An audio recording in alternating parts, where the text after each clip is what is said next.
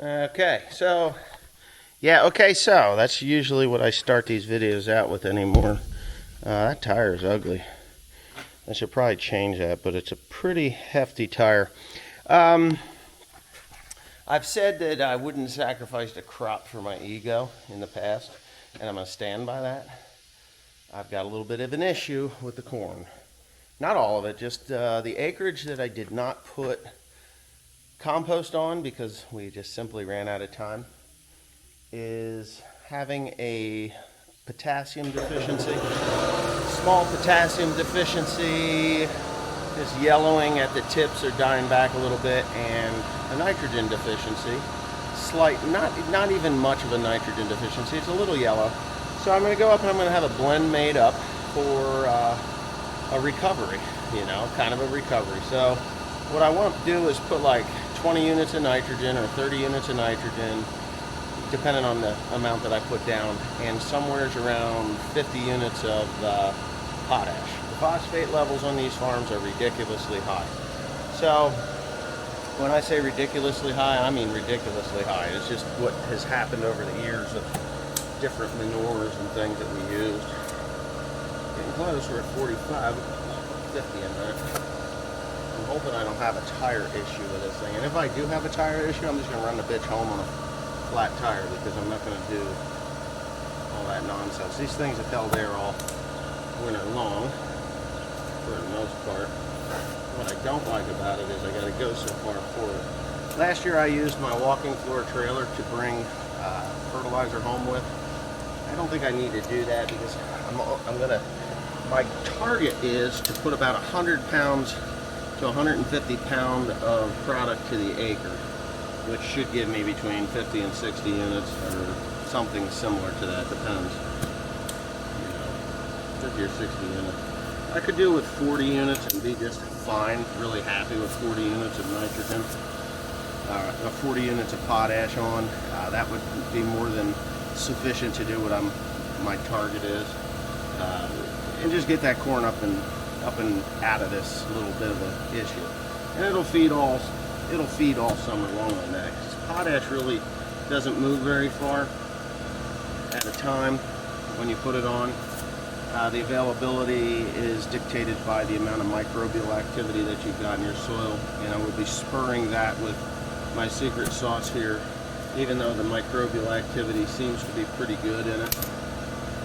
It's breaking down that hay crop that I got on there, but the hay crop has tied up this potash. It's tied it up, and I have to get it untied up, meaning I need to free it up with some secret sauce, I guess if you want to call it that. And I don't think I'll have a problem with that once I put the secret sauce on. It should release that organic potash into the soil for the corn to pick it up. It's just a matter of rescuing that crop. Do you think that hole in there is going to be a problem? I don't know. Looks like a patchwork to me. If this thing goes flat, I'm just going to run it home. But I'm going to have I think I'm going to put 7,000 pounds of potash in here, or the blend. I'll do 7,000. I can put 4 tons in this thing, but I don't like to do that. It's old. Even though Cody rebuilt the frame on this thing, the axles, which they wanted $1 million a piece for, that sucks. I may very well take those axles off of the axles that I broke off of the Chandler spreader. Oh, and the Chandler spreader is not a fertilizer spreader, by the way, so it won't do what I need it to do. That's why I'm doing this. I might take those axles, chop all this shit off, and put those 2 axles underneath here, and it'll be just a better system then. I've got the tires, I just need to change 2 axles on them. And if I do that, life will be good. Just chop the spindles out and put the new ones in, that's all. Yeah, gotta look at them first. I'll call Chandler up and see if I can get 2 spindles. So I'm not doing anything that I wasn't going to do with the exception of the potash. I was always going to put another dose of nitrogen on a little later, you know, if it was necessary. Well, I've deemed it necessary, and it's happening now. So anyway, I've got about 250 to 300 acres, it looks like this, because that's what didn't get the compost. And yeah, wow, it's no big deal. We'll get it done. It'll be good. We're not going to have a problem.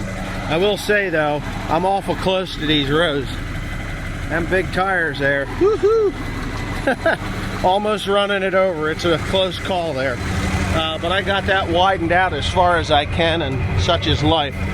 So anyway, I hope you enjoy the update, and the naysayers, you can say nay on this one a little tiny bit, but I'll be back in here in a couple of weeks and show you what it looks like then, and then you won't have anything to say. Alright, so I'm doing things that I absolutely hate to do. And if you don't know what I'm doing, you do now. I'm spraying corn crossways to the way it was planted because my tire tracks on this tractor are too wide. And this will do the least amount of damage to the crop, believe it or not. I have to do several hundred acres this way. The simple reason it didn't, I had problems with this sprayer. I don't know if you remember, I was picking up parts or whatever for it. And when you have problems with a sprayer, it doesn't function quite the way it should, and it didn't function the way it should. And you can see, if you look this way, like this boom width is not good. But then you get to this boom width and it is. And then you get to this boom width and it is. And then so on and so forth all the way across this 45 or 50 acre field. And I really need this grass to be dead, beyond dead. It needs to die. So, yeah, like there, it wasn't working at all. And I'm putting down a quart and a quart and a half to the acre on this. I hate putting Roundup on like this, but it is what you got to do. I mean, Roundup is expensive, and the atrazine is suppressing that grass, but it's not killing it. And my fear is that when this corn does get up, if that stuff isn't dead, like dead, it's gonna creep back in and rob my yield. We'll be coming back in with 100 pounds of urea after I get this done, because my fear is that the nitrogen is tied up in that grass, which it is tied up in the grass, because when you get to this one where it worked good, the corn is beautiful. And then you get to this one where it didn't work good and the corn is not so beautiful. So it's just a different way of doing this, I guess. It's a pain in the ass, but what can I say? Thankfully, I've got my FJ Dynamics auto steer unit, which seems to be working really well. I was going to have William with me, but this is just a rough job.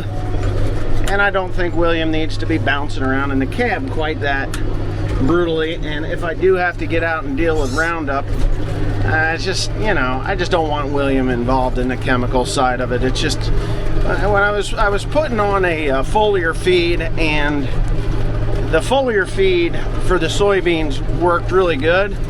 It did have a lot of plugging of the booms and stuff because it is a mineral, and it's fine.